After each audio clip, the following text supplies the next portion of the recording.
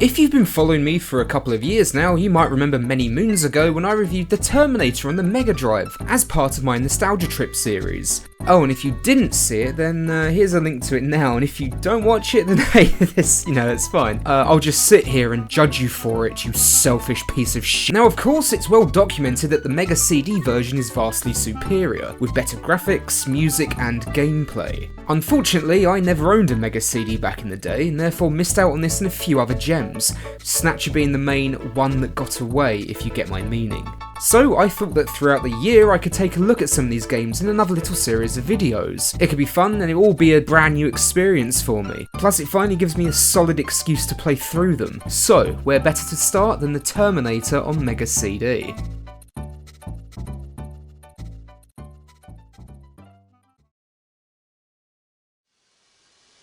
Straight away we have some footage from the film itself. Yeah, people have stated previously how horrible this video footage is, but you know what? Look out for that dead horse, because they're not wrong in the slightest. I don't care how old it is, it looks absolutely horrible. Just because you can do something doesn't mean that you should. Honestly, this didn't look very good back in the day, and it looks worse now. Oof. Luckily, you can skip these FMV clips, so that's something at least. Unless you're some kind of masochist and want to watch them. At least the credit sequence looks really good though.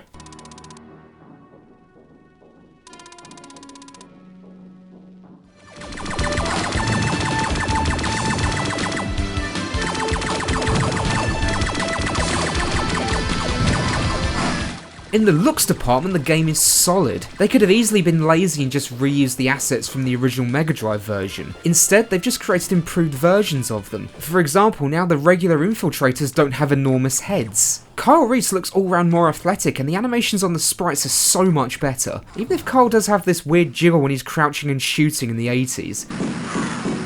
And this weird flappy leg jumping animation.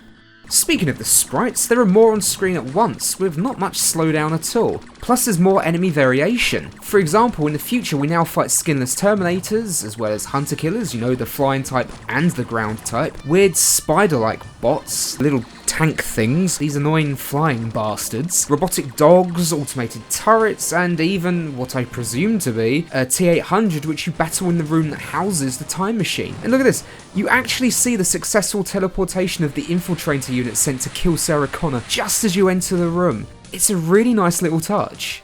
And even the backgrounds and the foregrounds look good. There's some cool little animation going on in the background of the first level and some great foreground looking elements in the second level.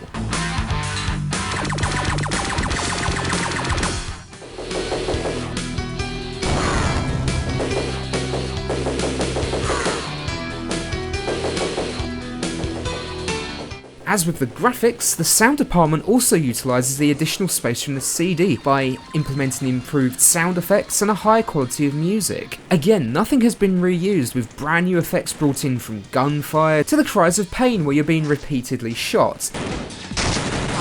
However, it's the music that everyone always praises when talking about this version. It's by the legendary Tommy Tallarico of Earthworm Jim fame, so you know you're going to get some quality work from him. Unfortunately, I'm probably going to get some heat for this, but while it's all solid and good in its own right, I still prefer the original Mega Drive music by Matt Furness. Yeah, don't get me wrong, the music by Tallarico is much higher in quality and all that jazz, but honestly I don't feel it really fits the Terminator. One track in particular, whilst running through Tech Noir, contains sound bites of Michael Biehn from the film. It's just him and me.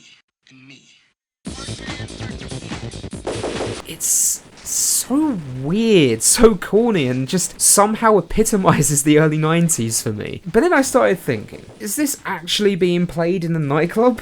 Think about it. You're Kyle Reese. You've been sent back in time to save your commander's mother, who you're also secretly in love with. And now some psychotic DJ is using sound bites of a future conversation you'll have with Sarah. I don't know, maybe all the staff and the DJs have all been sent back in time by Skynet as well. I mean, that might explain why all the barmen are packing. The second you come near them, they just whip out shotguns and try blowing your face off. I mean, sure, you could argue that Kyle is running around like a lunatic with his own weapon, but it's not like he's the only one. You've got these guys strolling around a nightclub throwing Molotov cocktails, and glam rockers brandishing revolvers. Not to mention Hobo Jesus throwing knives everywhere. Anyway, back to the music. When I think of the film, I think of Brad Fidell's 80s synth score. It's dark and brooding at times, whilst also having the right punch for the exciting moments. It sounds sci-fi, it fits the movie. When I think of the game, I think of the work of Matt Furness, which instantly springs into my mind. For me, it perfectly fits the game and the setting as well. Plus guys, come on, the score for the police station, how can you not love that?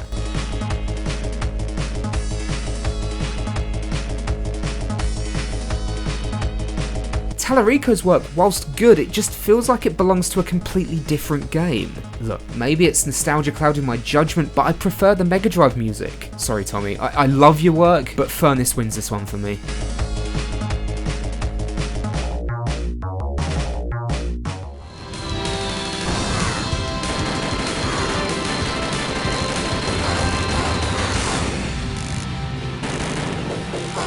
But graphics and sound are nothing if the gameplay itself isn't any good.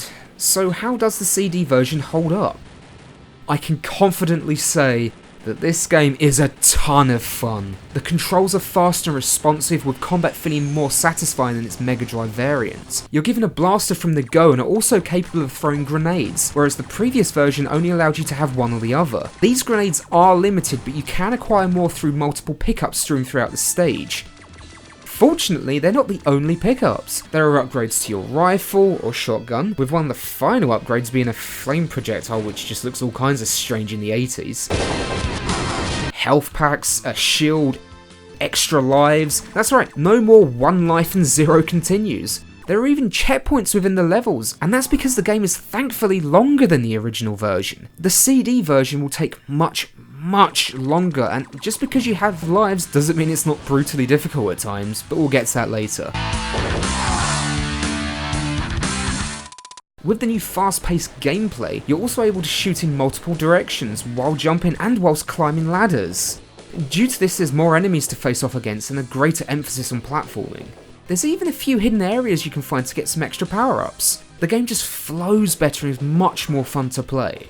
Now, if there was one little thing that sort of bugged me, it would be the present day enemies, as it just feels so odd that Hobo Jesus here takes the same amount of gunfire as a robotic endoskeleton. It really is minor, but it was niggling at the back of my mind quite a bit. Overall, the difficulty of the game feels pretty spot on for the most part. It's challenging in all the right places and never feels truly unfair, until you get to the factory stages. This is absolutely balls to the wall difficult and might have you getting increasingly agitated as you try to push through, solely due to some of the platforming with holes that can lead to burning hot magma which will almost instantly kill you. And these annoying bastard factory machines that, for reasons that are unknown to me, are equipped with projectile weapons. You know, having seen the 80s through the eyes of Kyle, I don't see a major difference between the future and the present. Maybe less fire.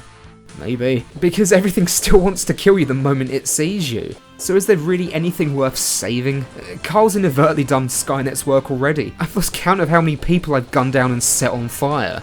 I don't know, maybe the Terminator reprogrammed these factory machines to fire the projectiles? I'm probably thinking about this too much. And besides, that's not the weirdest thing. The final weapon upgrade that you find at the factory is this weird grenade launcher that you have to charge up. It feels so out of place. Unfortunately, this evokes the same feeling as the original factory stage, in that it's been purposely made difficult just to force a game over and artificially lengthen the game. Which is a shame, as the rest of the game was a very entertaining experience. Still, it beats the stage from the Mega Drive version, which was just lazy and cheap.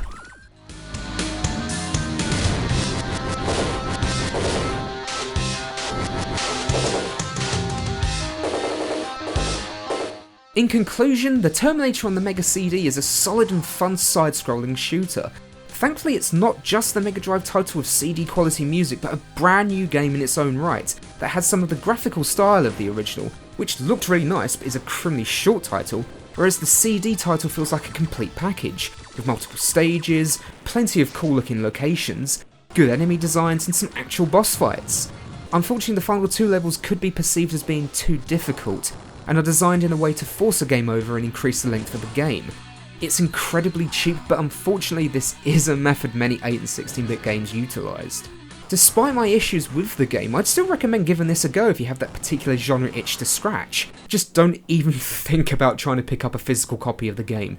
The cheapest I could find it was on eBay for a staggering £120. So playing it legit is admittedly a little tricky, and honestly it's not worth the price unless you're a hardcore collector.